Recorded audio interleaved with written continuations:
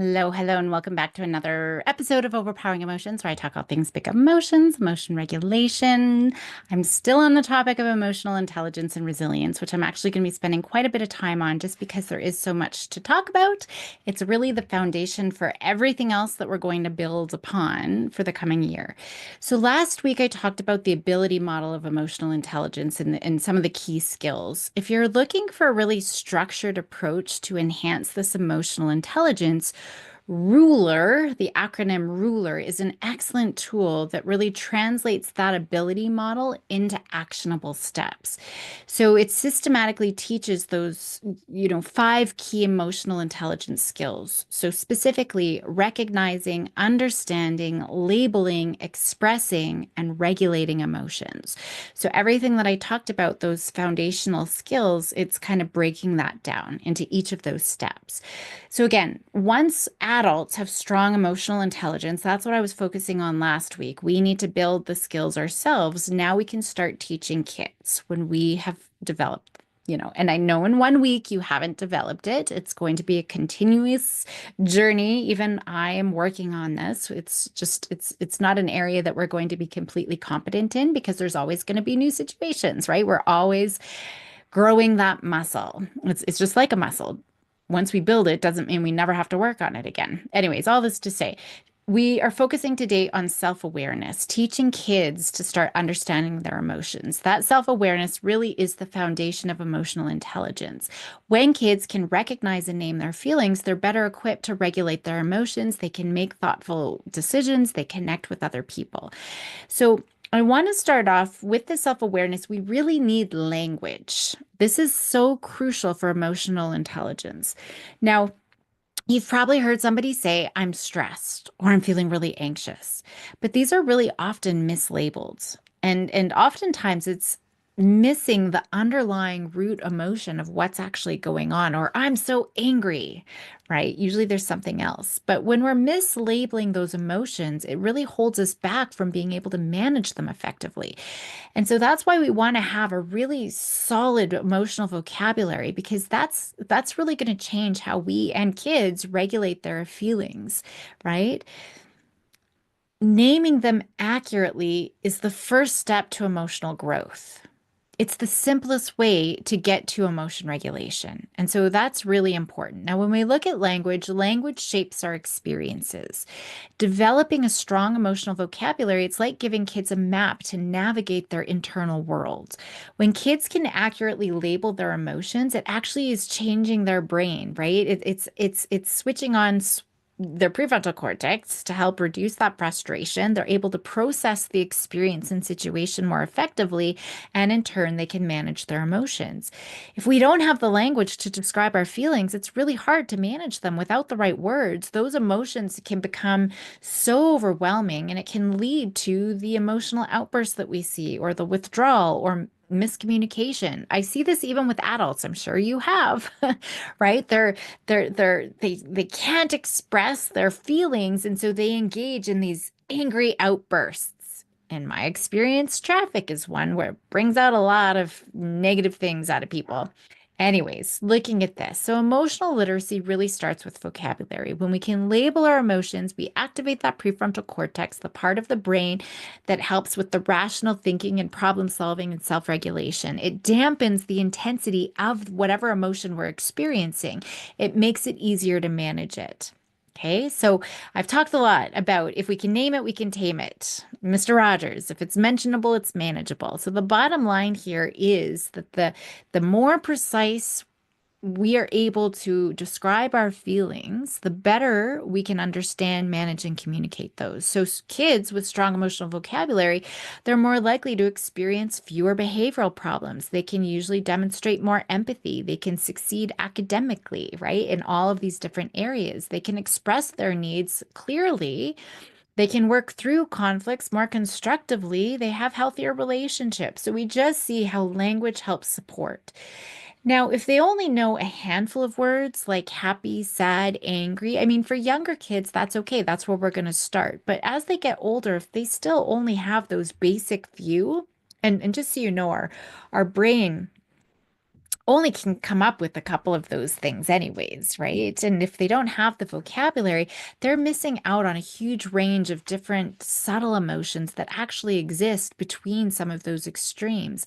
And this is really important because identifying the emotion is going to help us figure out what the right strategy is. Different emotions require different strategies, right? Overwhelm is going to need something different than pressure or test anxiety, right? Actually, I just remember hearing Dr. Mark Brackett, he actually developed the ruler. So he's from Yale Center for Emotional Intelligence, and he talks about surveying his students about how they felt. And overwhelmingly, the answer was stressed. All of his students pretty much felt stressed. That was the big emotion. But stress isn't an emotion. When he dug deeper, because he's like, okay, that's not the emotion. So what is the emotion? The emotion that they were actually feeling was envy.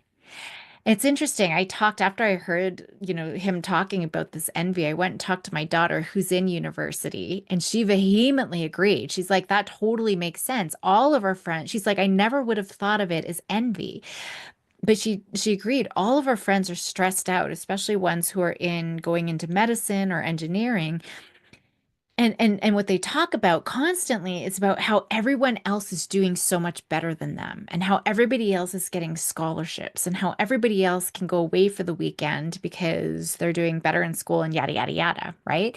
We live in this digital world where social comparison is so much more rampant. Like certainly there is that in everyday experiences if we expect, the people around us are doing better, but it's even just blown up even more in every area of life, right? So like, based on looks and friendships and everything, they have the social comparison all the time.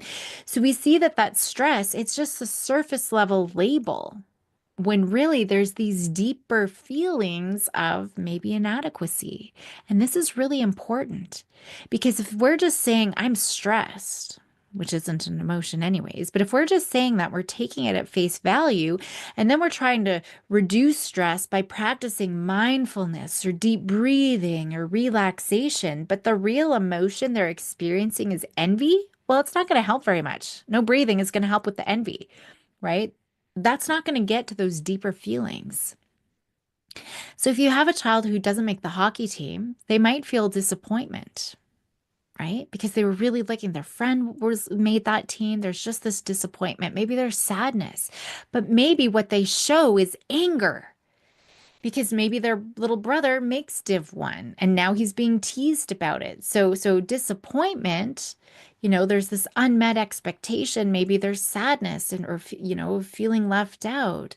So there could be these underlying feelings and probably of things of like inadequacy as well.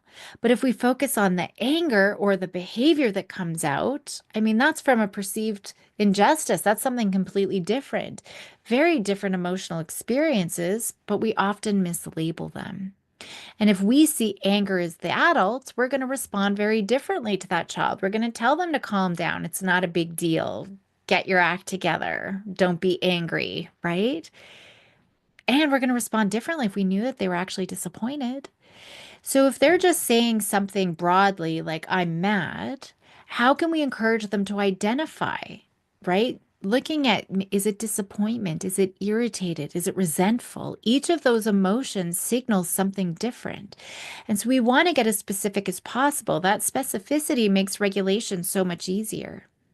Now, we tend to lump all of these emotions together under stress or sadness, right? But like I said, that mislabeling is just going to lead to really ineffective coping strategies.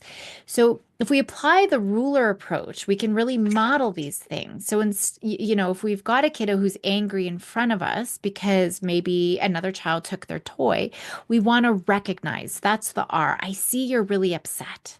We want to understand, is it because, you feel like your space wasn't respected, right? We want to be, um, what's the word? Not with certainty, right? We want to be hesitant. We want to be questioning. I don't know exactly, so I'm just probing. What is it? So that they can correct us. Hearing the words and being able to process it themselves is going to help them build the skills. Maybe we're helping label. Sounds like you might be feeling really frustrated, maybe a little hurt, right? Again, we want to be hesitant and tentative. That's the word I was looking for. Tentative about this so that they can process and come up with it and correct us. Sometimes that's easier, correcting us versus coming up on their own with it. We want to express. That's the E of ruler. It's okay to feel this way. Let's find a way to talk about it calmly. And then the last skill, of course, is regulate. What do you need right now? Right? Is it maybe like, do you think a reset break would be helpful before going and talking to your classmate or your sister, right? Or whoever the other kid is.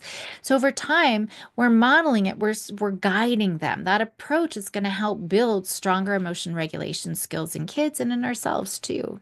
And again, we got to be good role models, right? So our practicing ourselves with our own emotions. So the next time you feel stressed, take that pause and ask, what's beneath this? Is it overwhelm from too much on my plate? Is it anxiety because I don't know what my boss is going to say when I go into his office on Monday? Is it frustration because I didn't get everything done today that I had wanted to do? Right? So looking at that root emotion, that's half the battle. We got to dig deeper and we got to show our kids we're doing that work as well, right? If we want them to start labeling their emotions very accurately, as accurately as possible, I've actually created a little worksheet. So check it out in the show notes to help kids differentiate between those subtle emotions, just to foster better emotional awareness and regulation. So eventually, really, we want the goal for right now just to be naming emotions in real time as much as possible. Okay, we can build on this, we will build on this, and other skills will come. But connecting emotions to our experiences in the moment really reinforces this understanding and normalizing, being able to talk about our feelings as well. And eventually they can start to see their patterns of, what is getting them upset, what are things that are bringing them contentment and joy, right? And so there's going to start developing greater self-awareness. So it's not just about identifying emotions, but it's recognizing those patterns and what is energizing them, what's draining them, who is energizing them, who is draining them, what are my, where I am, what I'm doing, all of those different factors that influence our mood. Those small insights is going to allow them to make better decisions, better behavioral choices, and it's going to just improve their overall well-being. And as adults, we can see these patterns for kids too, so we can be better proactive co-regulators. So that's really important. Now, if we want kids to be able to recognize and label their emotions, right? They need to feel safe to do so. So, a key to emotional growth, and especially for kids, is that non-judgmental, open communication where kids feel safe enough to unpack their feelings. And that's why normalizing talking about our feelings all the time is so important. And so that's why I spend so much time on the relationship piece too. Definitely review past episodes where I talk about effective communication because that relationship is so important to help kids unpack about, what's going on for them and for us to validate their experience. At the end of the day, that's what we need to do. Even if you don't go back to previous episodes, we need to validate their experience, no matter how ridiculous or small of a deal we think that it is. Kids need permission to feel all of their feelings and to share all of those feelings. Suppressing those emotions can lead to really long-term distress and a lot of mental health issues. So relationship building is the priority here. So we can create that safe space for that emotional expression, which is also going to help reduce, any misinterpretations of behavior. Without that, we can't teach kids anything. Connection and empathy are the foundation of that trust and engagement in expressing ourselves. Kids respond to how we make them feel. So we need to make sure that they trust us and feel safe and open with us, right? So don't jump to conclusions. If a kiddo's acting out, jumping to conclusions is not going to be a helpful response and it's going to shut down any future communication. Instead, we got to get curious, right? Get curious instead of furious. We got to ask them about what happened, what's going on, validate their experience. And if they say, I don't know, oh man, I can see you're upset, right? We just want to make sure we're validating what we think from their perspective. So it's creating that emotionally supportive environment to help kids build skills. And so the first skill again is accurately identifying how they're feeling, that emotional identification for better long-term emotional intelligence. So the homework so far, it's been a lot, is to reflect on your own emotional patterns, engage in open, honest conversations about feelings, and helping kids expand their emotional vocabulary too. In the moment, understand and validate their experience. You can't help them if you don't understand where they're at. And if they're not too dysregulated, you can ask reflective, open-ended questions. The worst thing you can do is tell them what to do, even if you're trying to be helpful. No one likes to be told what to do, to be told to calm down or to just breathe, even adults. You don't tell me to calm down, right? Open-ended question shifts the brain. They're able to keep that prefrontal cortex online, which is the key for self-regulation, right? So maybe even just asking, what is it that you need right now? I can see you're upset. What do you need right now? I don't know what I need. Okay, I'm just going to be over here. You let me know. I'll be in the kitchen or I'll be at my desk. You just come let me know when you're ready, what you need from me, right? Or questions maybe you're asking that can help reframe the situation. We're not forcing a solution on them, but maybe we're helping them shift this. How do you think you'll feel about this tomorrow, for example? But we want to integrate activities into daily routines as well. So with young kids, you could reflect on stories, right? So after reading a story, asking things like, how do you think this character felt? Maybe find it in the emotion, on an emotion meter. Where do you think they would fall on this? You could do emotional storytelling, asking kids to recount the times that they felt different emotions. Tell me about a time you felt brave. What happened? Sharing those stories really helps normalize emotions and it builds confidence in managing them. You could do things like emotion charades. I mean, that's a fun way to really embody emotions and expand their vocabulary at the same time. You could do things like emotion bingo, having different slots with different emotions and ask kids um, about experiences they've had or maybe experiences that come up every time something happens, a situation that comes up and they recognize an emotion in themselves or an emotion in others. They can mark it off on their bingo sheet. And the first to get a bingo, right, they can share stories, and now they're the winner of these things. You can use characters from Inside Out. I love Inside Out, right? Maybe they're creating their own characters, and we can chat about what different characters feel like, and what based on how you're feeling today, what character can you relate to right now and use that as a jumping off point for deeper conversations. But no matter what age, consistently practicing emotional check-ins, start in the morning, having those morning check-ins or some sort of emotional forecast and reflecting, that's really important for building their skills. Right. And as a bonus, these check ins are really great connection opportunities as well. So start the day with a morning check in. With younger kids, you could have a mood meter poster. You could use emojis. You could use colors. I'll be talking about colors in just a second. Simple emotion words. I remember when my girls were young, we had this big magnetic board with like 100 different feelings, and they had a little magnet that they could put, even though they couldn't read and didn't have the words, they could use like the little emoticons and put their magnet. This is how I'm feeling today. And then we could talk about that. Oh, wow, you're feeling exhilarated. Let's talk about that. And sometimes they would shift. Oh, no, no, no. Exhilaration wasn't actually what I was feeling. I talked about Dr. Brackett. He has also done other things too. So he developed the ruler, but he also created this mood grid based on his research.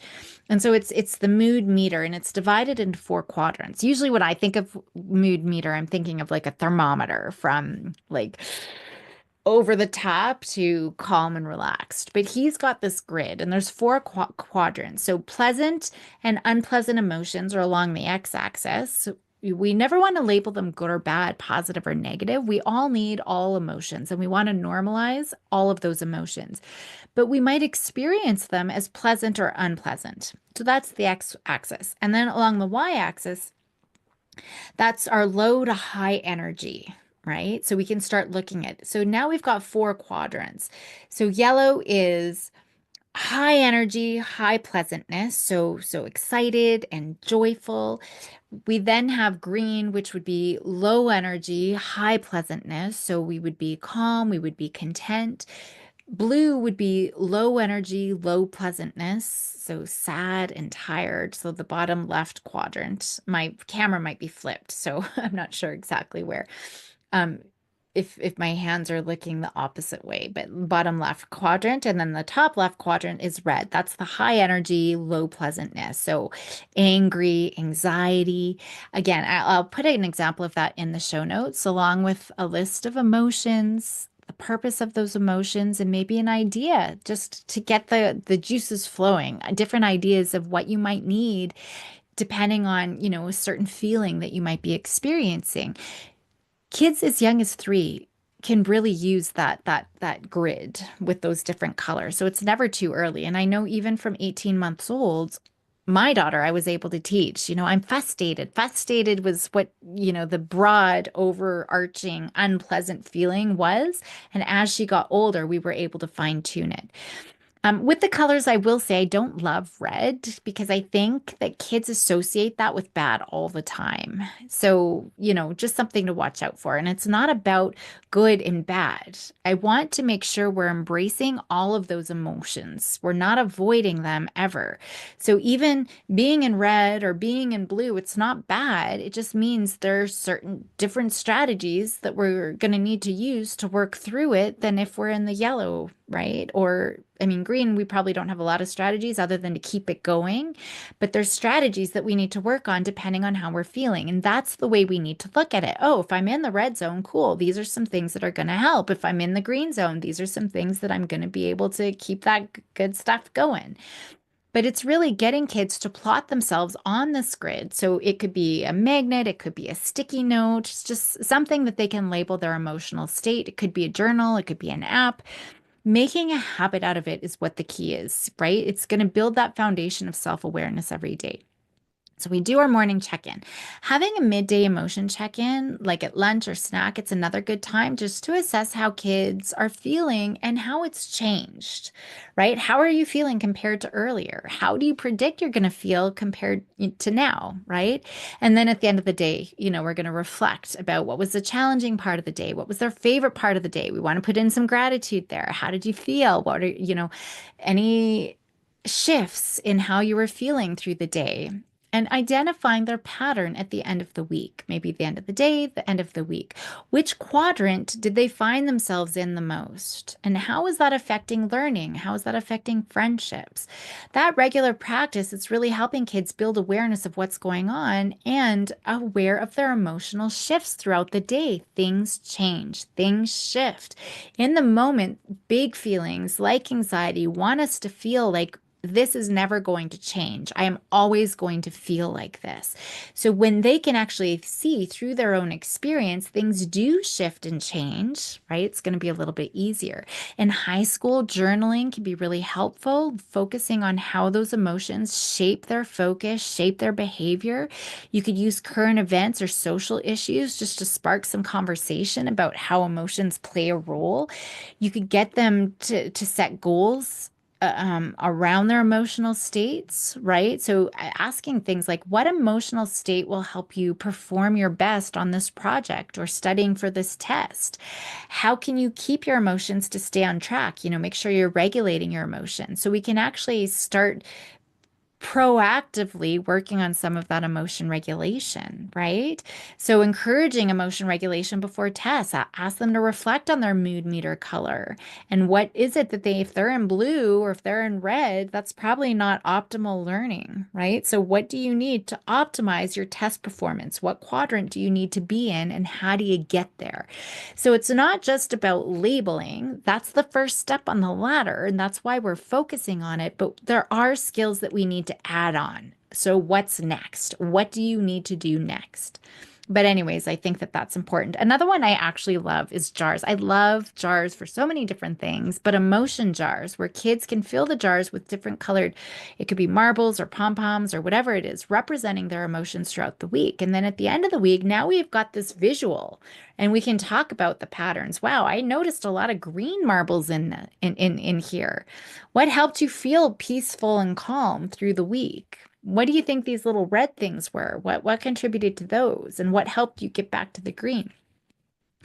As a kid, I mean, we a lot of my friends had mood rings. That was a big thing. And I think that they're coming back a little bit, but that was really cool to see because I would actually, and I remember friends being like, wow, I'm feeling really stressed out right now. I'm really angry. This is what I'm going to do. It brought them back into the moment where they're at and what is it that I need to do next.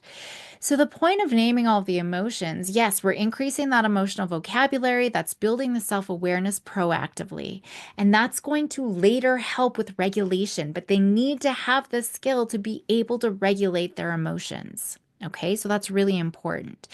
And being able to see those patterns over time and see that they shift and change and they're not permanent, that's important as well. Now, it's not a one-time lesson. They're not going to do it for one day. It's got to be incorporated into everyday life. Okay, so that's important too.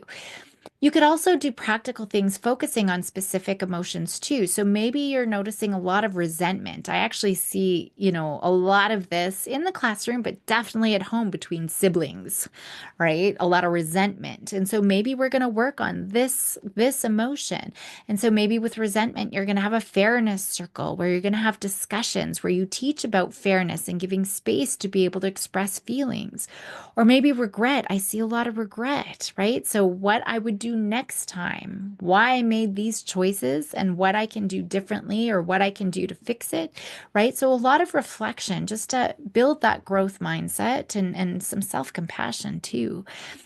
Nostalgia, right, from Inside Out. That was a new one that crept in there, but I love that emotion too. Maybe we're creating memory boxes with photos or different mementos, right? Just to encourage some gratitude and connection. So we could do things for positive emotions too. Maybe you see ambivalence, right? So maybe they're working on the pros and cons to help with decision making and maybe some emotional acceptance. Vindication, being able to acknowledge accomplishments through pride jars, right? We're just looking at that pride and validation. Maybe we're going on nature walks and stargazing. There's lots of different things that we could be doing. So, so looking at if you see someone struggling, a kiddo struggling with a certain emotion, there's so many things that you can do. It's just a matter of being very proactive. It's getting in a lot of reps. Again, we're building this muscle. So it's a lot of reps every day, all the time that we're going to practice and build these skills so that it becomes easier when big emotions do come in and they're expected to regulate their emotion. But we're still at that bottom rung. So we need kids to recognize, express, and to manage those feelings eventually in helpful ways, right? Not suppress. We often want to suppress emotions, and it's very unlikely that people would actually admit, I'm feeling really jealous and envious right now because it feels wrong. It feels like we're a bad person. But if we're suppressing it, it's not going to make it disappear, right? That's why we need to be aware and we need to acknowledge it. When we name it, we tame it. It takes away its power, right? I think that's really important. And not only that, we need to be able to sit with those feelings. Don't try to make them feel better. They need to regulate their emotions. And to be able to regulate their emotions, they need to get comfortable sitting in that discomfort. Because right now, when they're uncomfortable, we push it away. We're going to go binge watch. We're going to go you go on our screens, right? We're going to drink. A lot of my teens will go and smoke some marijuana. So they need to get comfortable with that discomfort. Lots to think about today. Definitely check out those show notes, but we're looking for lots of opportunities to be able to identify as specifically as possible how we're feeling. I will get into a little bit more about breaking it down because for some kids that might be tricky. And so it might just be looking at what quadrant I'm in, and then we're going to get into more specifics there. So I'll leave it there for today, but just help kids collect data because that's what emotions are. It's data, right? So the more they can learn to unpack those emotions, then they're going to be able to reframe them and take control. So like I said, I'll continue the emotional intelligence next week. And eventually, we are focusing on self regulation, how to help kids manage their emotions once they've actually identified them. But again, there's still more work to do. It's really about normalizing, talking about our feelings in the first place, practicing identifying all of those emotions. So, do as much practicing as you can. And of course, modeling that. Until then, keep nurturing those emotional awareness skills, help those kiddos be bold and courageous, and I will see you next week.